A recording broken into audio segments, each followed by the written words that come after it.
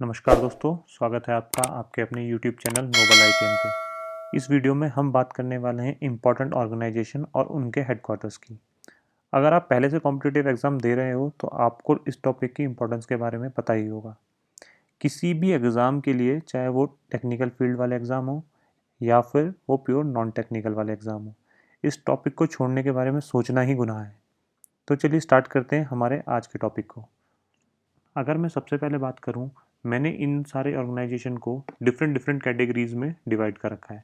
Maximum cases में मैंने जो डिवाइड किया हुआ है वो है हेडक्वार्टर के बेसिस पे।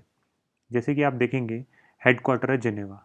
कई सारी ऑर्गेनाइजेशंस हैं जिसका हेडक्वार्टर जेनेवा है, तो मैंने उन सारी ऑर्गेनाइजेशन को एक साथ लिख लिया है। इससे क्या होता है, हमें चीज़ें याद करने में एक सिंक्रोनाइज वे में चीज़ें याद जो होती हैं और रिवाइज जो होती हैं वो चीज़ें, और वो जो मेथड है वो थोड़ा ईजी हो जाता है। जैसे हम बात करते हैं वर्ल्ड हेल्थ ऑर्गेनाइजेशन।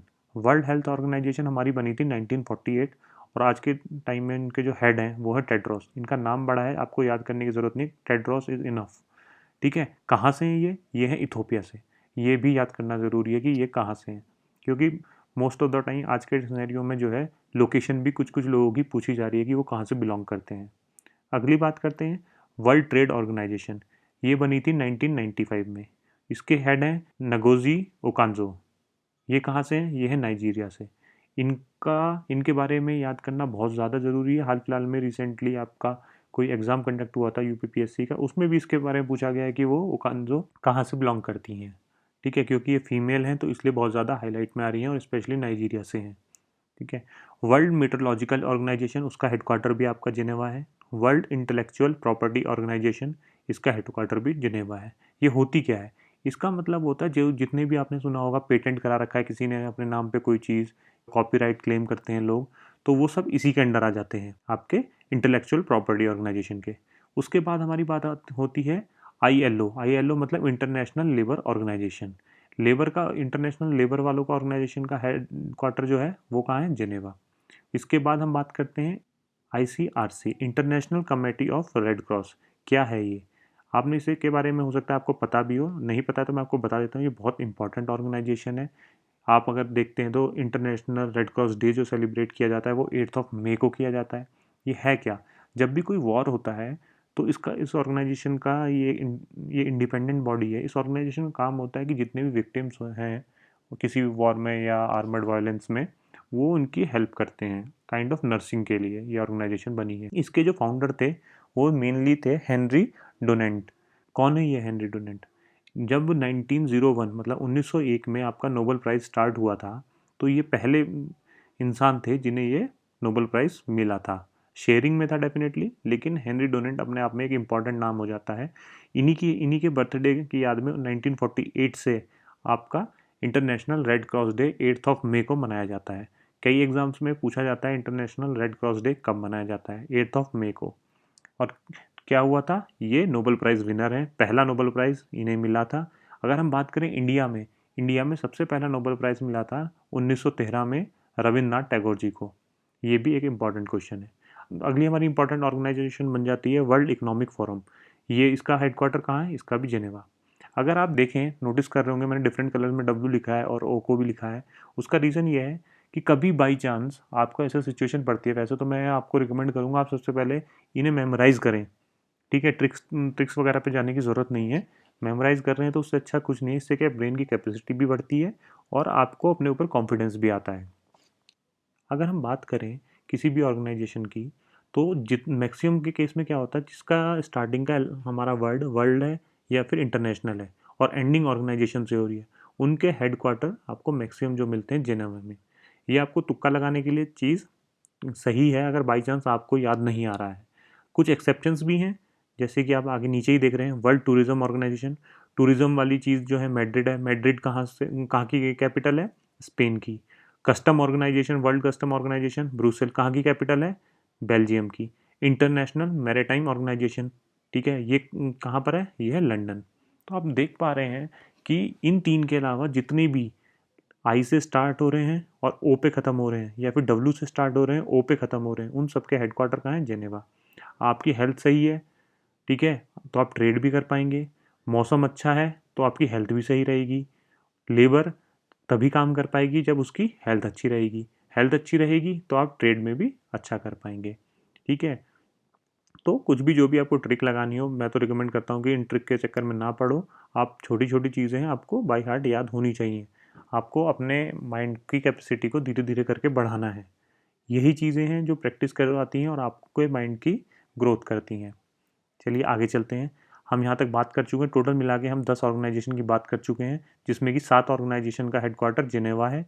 ठीक है, और 3 का जो हेडक्वार्टर है वो डिफरेंट डिफरेंट है। वर्ल्ड टूरिज्म का हेडक्वार्टर मैड्रिड है, वर्ल्ड कस्टम ऑर्गेनाइजेशन का हेडक्वार्टर ब्रुसेल है, इंटरनेशनल मैरीटाइम ऑर्गेनाइजेशन का हेडक्वार्टर लंदन है। इसके बाद हम आगे चलते हैं, वॉशिंगटन डीसी किस किस का हेडक्वार्टर है। जहाँ भी बात पैसे की आएगी, ठीक है, इंटरनेशनल लेवल पे आप ये समझ लीजिए उन दोनों का हेडक्वार्टर आपका वॉशिंगटन डीसी है। इंटरनेशनल मॉनेटरी फंड और दूसरा है वर्ल्ड बैंक, दोनों का हेडक्वार्टर कहाँ है? Washington DC. अगर इसमें हम थोड़े इंपॉर्टेंट और फैक्टर देखें तो इंटरनेशनल मॉनेटरी फंड जो है, इसकी जो एमडी है ये है क्रिस्टलिना जॉर्जिएवा। और अगर हम इनके चीफ इकोनॉमिस्ट की बात करें तो गीता गोपीनाथ। अगर हम इनके टेन्योर की बात करें तो ये जनवरी 2022 तक सर्व करने वाली हैं। उसके बाद वर्ल्ड बैंक के जो प्रेसिडेंट हैं वो हैं डेविड मालपास। इनका नाम याद रखना बहुत ज़्यादा इंपॉर्टेंट है, ये डायरेक्टली एग्जाम में पूछे जाते हैं। डेविड मालपास के बारे में, क्रिस्टीना जॉर्जिवा के बारे में। ठीक है, गीता गोपीनाथ भी अपने आप में इंपॉर्टेंट हो जाती हैं क्योंकि हाल फिलहाल न्यूज़ में रही हैं। ठीक है, टेड्रोस और नगोजी ओकांजो। टेड्रोस कहाँ से हैं? इथोपिया से। नगोजी ओकांजो कहाँ से हैं? ये हैं नाइजीरिया से। किस किस का हेडक्वार्टर आपका ब्रुसेल है? ब्रुसेल का है बेल्जियम में। नाटो, अगर आप नाटो के बारे में आप जानते होंगे तो उसकी फुल फॉर्म है नॉर्थ अटलांटिक ट्रीटी ऑर्गेनाइजेशन। फिर यूरोपियन यूनियन, इसका हेडक्वार्टर कहाँ है? इसका भी ब्रुसेल बेल्जियम में है। वर्ल्ड कस्टम ऑर्गेनाइजेशन, हम यहाँ पर भी बात कर चुके हैं। वर्ल्ड कस्टम ऑर्गेनाइजेशन, इसका हेडक्वार्टर भी कहाँ है? ब्रुसेल। तो 3 ऐसी ऑर्गेनाइजेशन है जिसका हेडक्वार्टर कहाँ पर है? ब्रुसेल में। अगर हम टोटल मिला के अगर बात करें तो जिनेवा में 7 ऑर्गेनाइजेशन है जिसका हेडक्वार्टर है। 2 का हेडक्वार्टर आपने वॉशिंगटन डीसी में देख लिया, 3 का हेडक्वार्टर आपने देख लिया ब्रुसेल बेल्जियम में। अब आगे बढ़ते हैं। न्यूयॉर्क, यूनाइटेड नेशन जो 1945 में बना था, उसका हेडक्वार्टर कहाँ पर है? न्यूयॉर्क में। और United nation international children emergency fund, UNICEF जिसे बोलते हैं, जो 1946 में बना, उसका हेडक्वार्टर कहाँ पर है? वो भी न्यूयॉर्क में। यूनाइटेड नेशन के सेक्रेटरी जनरल का बहुत बार डायरेक्टली क्वेश्चन पूछा जाता है कि कौन है? एंटोनियो गुटरेस इसके सेक्रेटरी जनरल हैं। आगे बढ़ते हैं। टोटल मिला के अभी तक हम क्या क्या डिस्कस कर चुके हैं? जिनेवा में कितने हेडक्वार्टर हैं आपके? 7 ऑर्गेनाइजेशन के। 3 ऑर्गेनाइजेशन के हेडक्वार्टर कहाँ पर है? ब्रुसेल बेल्जियम में। 2 के कहाँ पर है? वॉशिंगटन डीसी में, जो भी दोनों बैंक हैं मेन मेन, मतलब जो भी पैसे से डील करते हैं। उसके बाद आपका एक मैड्रिड है। घूमने कहाँ जाते हैं आप? स्पेन टूरिज्म में, यूरोप की साइड। ठीक है, मैरीटाइम ऑर्गेनाइजेशन आपकी लंदन में है। उसके बाद हम बात करते हैं वियना, ऑस्ट्रिया वियना। ये ऑस्ट्रेलिया नहीं है, ऑस्ट्रिया वियना है। ठीक है, ओपेक जो कि आपका है organization of petroleum exporting countries, जैसे सऊदी अरेबिया वगैरह, इस सब के मेंबर हैं। जहाँ जहाँ पेट्रोल वगैरह निकलता है वो सारे इसके मेंबर हैं। उनका हेडक्वार्टर कहाँ बनाया है इन्होंने? वियना, ऑस्ट्रिया में। इंटरनेशनल एटॉमिक एनर्जी एजेंसी का हेडक्वार्टर कहाँ पर है? वो भी वियना में है। United Nation industrial development organization का हेडक्वार्टर की बात करें तो वो भी वियना में है। चलिए अब आगे बढ़ते हैं, कुछ और इम्पोर्टेंट ऑर्गेनाइजेशन के बारे में जानते हैं। सार्क, सार्क का हेडक्वार्टर आपका है काठमांडू। स्टैब्लिश हुई थी सार्क हमारी 1985 में। बिम्स्टेक, बिम्स्टेक का हेडक्वार्टर है आपका ढाका, बांग्लादेश। आसियान का हेडक्वार्टर आपका है जकार्ता, जो कि इंडोनेशिया की कैपिटल है। शंघाई कॉरपोरेशन ऑर्गेनाइजेशन का हेडक्वार्टर कहाँ है? बीजिंग, चाइना में। मैक्सिमम लोग का भी ऑप्शन में जब शंघाई दिखता है तो उसे टिक कर देते हैं, तो ये क्वेश्चन काफ़ी फेमस है। फिर आता है हमारा BRICS. BRICS South Africa added in 2010। ये लास्ट कंट्री थी जो इसमें ऐड हुई थी, और टोटल मिला के अब ये R5 के नाम से भी जानी जाती हैं। ये R5 क्या है? ये इनकी करेंसी है। रियल, रूबल, रुपया, रेनमिनबी और रैंड। उसके बाद sixth, UNESCO, United Nation educational scientific and cultural organization. जिसकी मैंने फुल फॉर्म लिखी है वो फुल फॉर्म भी इंपॉर्टेंट है, आपको वो भी याद करनी पड़ेगी। 1945 में ये ऑर्गेनाइजेशन बनाई गई थी। हेडक्वार्टर है इसका पेरिस में, और इसके डायरेक्टर जनरल हैं ऑड्रे अजोले। उसके बाद हम आगे बढ़ते हैं G20। G20 का हेडक्वार्टर है आपका ढाका, 1999 में इसे बनाया गया था। G7 आपकी 1975 में बनाई गई थी। माइक्रोसॉफ्ट भी आपकी 1975 में बनाई गई थी। ICJ की बात करें, इंटरनेशनल कोर्ट ऑफ जस्टिस, तो उसका हेडक्वार्टर है द हेग, नीदरलैंड में। बहुत बार पूछा जाता है, बहुत ज़्यादा इंपॉर्टेंट है। वाडा, जिसे बोलते हैं world anti doping agency, Montreal Canada में है।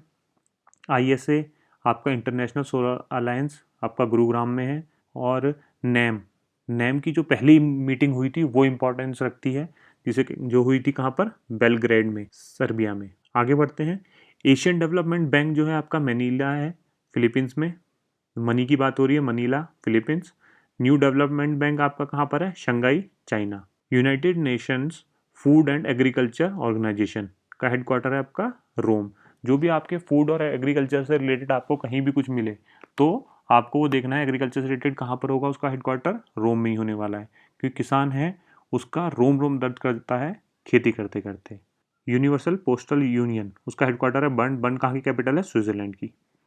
तो आगे बढ़ते हैं। अब मैंने कुछ स्पोर्ट्स वाली ऑर्गेनाइजेशन है उन्हें अलग रखा है, क्योंकि वो भी अपने आप में एक इंपॉर्टेंस रखती हैं। फीफा की बात करें तो फीफा जो इस्टेब्लिश हुई थी 1904 में हुई थी।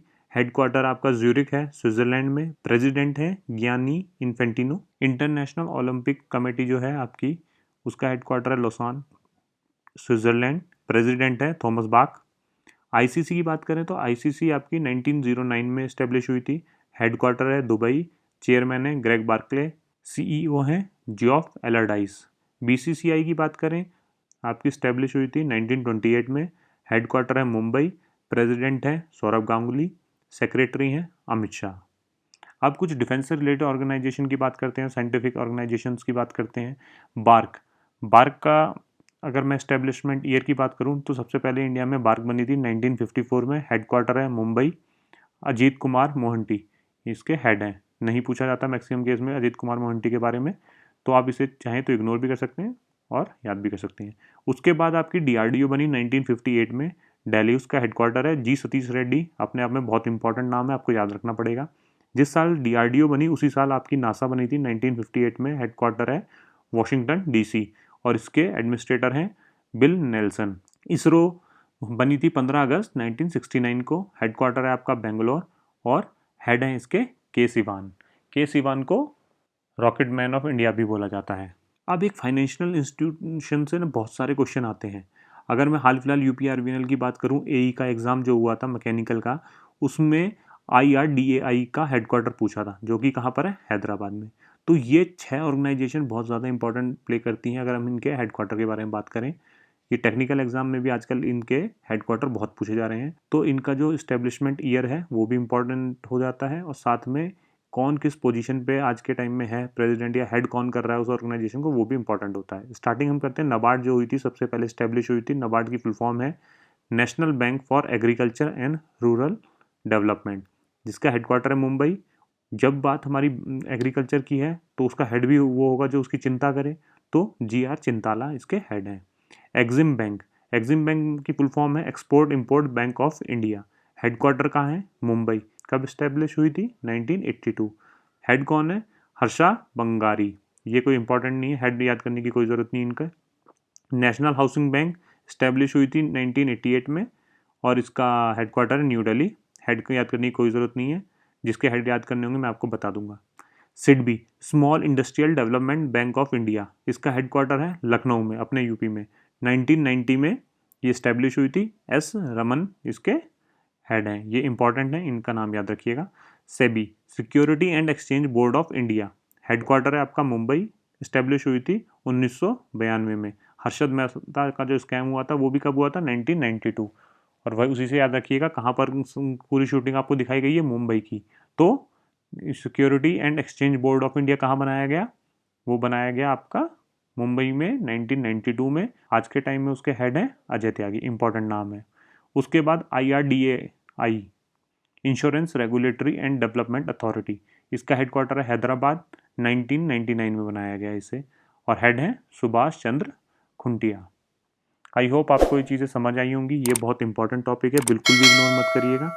अगर आपको ये कंटेंट पसंद आया तो प्लीज़ इसे लाइक एंड सब्सक्राइब जरूर करिएगा, क्योंकि आने वाले टाइम में मैं और वीडियोस ऐड करने वाला हूं जो कि आपके टेक्निकल एग्जाम की नॉन टेक्निकल पार्ट को बहुत ही अच्छे से कवर करवाएंगे। और आपको कंटेंट आपको मेरे चैनल के लिंक में मिल जाएगा, या मेरा टेलीग्राम चैनल आप ज्वाइन कर सकते हैं इससे रिलेटेड PDF वगैरह के लिए। Thank you.